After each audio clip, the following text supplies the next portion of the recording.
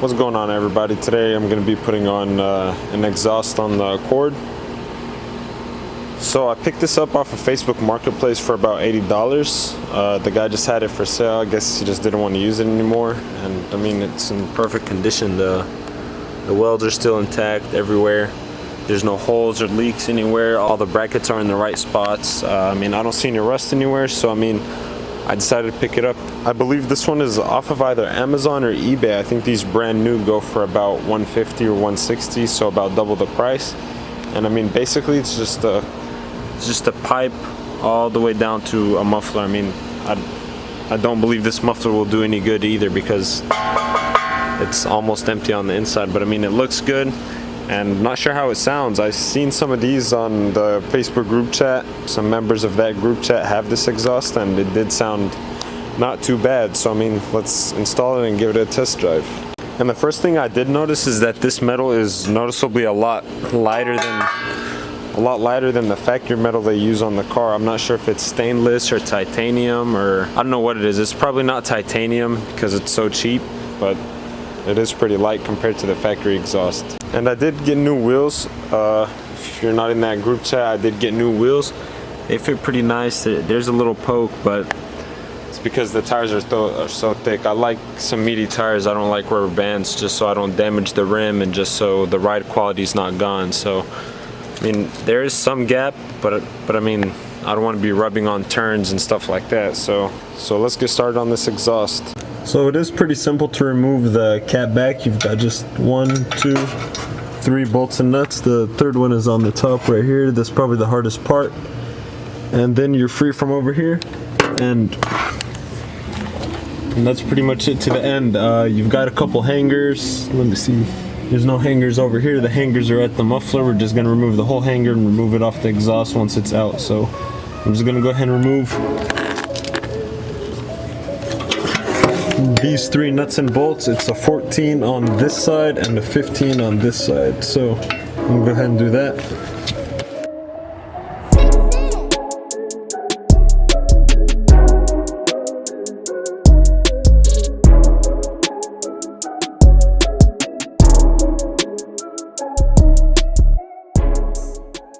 Okay, so I'm just gonna leave 1 bolt and nut holding the cat back assembly just so it makes it a little bit easier when I'm removing it in the back. So let's go ahead and move on to the back. We've got 1 hanger over here. This is the first one we're gonna remove. We just wanna spray some penetration fluid that makes it a little easier to remove. Let's see. It's touching the sway bar, but yeah, okay. That's pretty much it to remove the first one. The second one is located over here on the other side of the muffler. I'm guessing we're just gonna have to remove that supporting bolt just so we could slide it out that way, but I've already sprayed it with some, but I'm gonna spray it with a little more. And over here, I just realized that this has a bad muffler leak right here, exhaust leak right here. It's right before the muffler.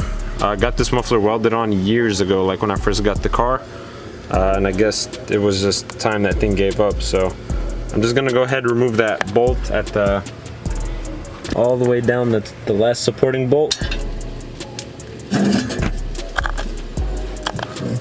So this is what we're gonna slide it out of right here.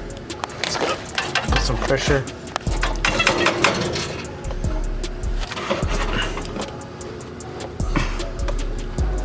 Just a little more. There we go.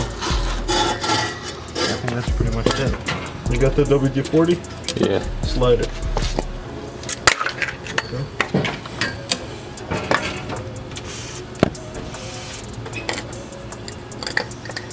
Can you see it? Kinda. Okay, you just... I mean, it's pretty self-explanatory. You just slip it out. That's what she said.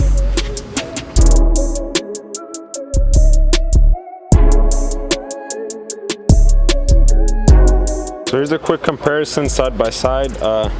Excuse that I had to cut out there, I just removed it. So you can see the hangers match up in the same spot. There's also this hanger that matches up, and there's this hanger, except this one is backwards. I think that'll make installation a little easier.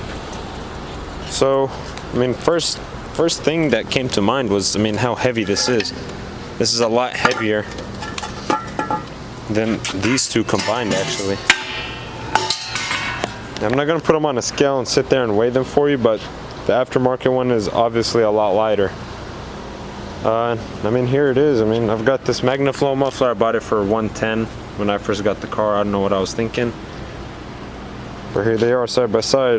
Definitely, this one's gonna definitely be louder. It doesn't have the resonator that the factory one has. But I mean, let's just see how loud. So let's get to the installation. So I just went to O'Reilly's and grabbed some nuts and bolts because I realized that this did not come with nuts and bolts.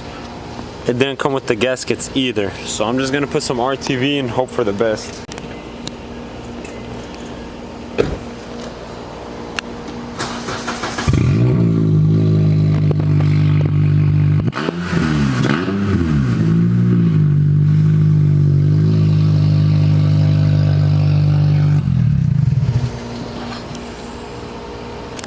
Okay, and the sound clips are not going to be very accurate because I do have a blown flex pipe. That's like my second one. I think I'm just going to put a solid piece of pipe right there. So first thing you got to do is put the hanger on this one. So okay, there's that. Okay, now we go back to the front. Let's get the nuts and bolts held onto it.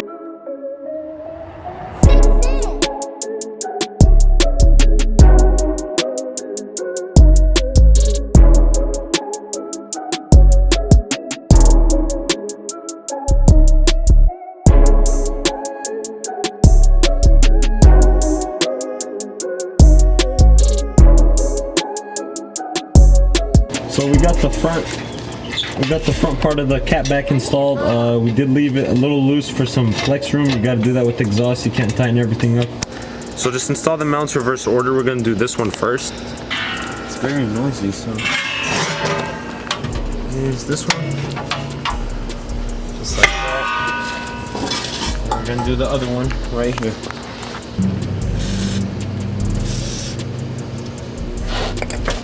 Should make it a little easier. That's what she said.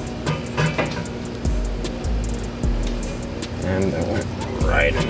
Okay, that is perfect. And now we're gonna do the nuts and bolts on, connect the second half with the first. Gotta wrestle with it a little bit.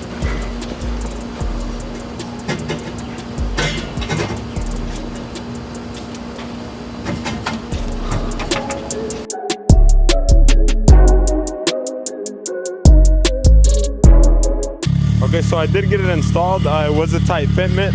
You can hear the heat shield is rattling. That's because it's slightly touching a little bit.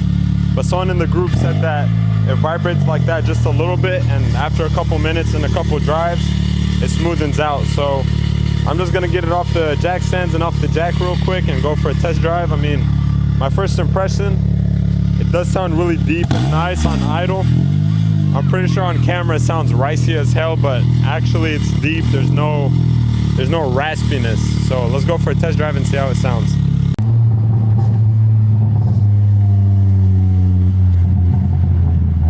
I definitely like the pops.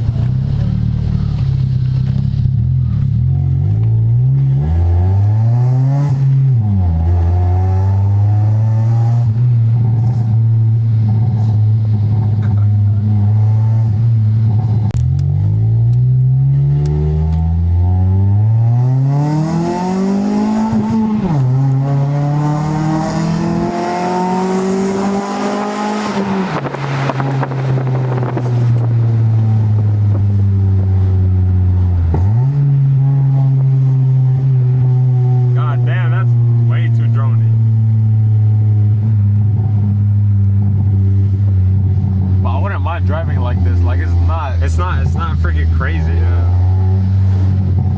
There's definitely less power in the top end though, yeah, and I felt that. I feel like there's more low end power, right? A little bit, I don't know.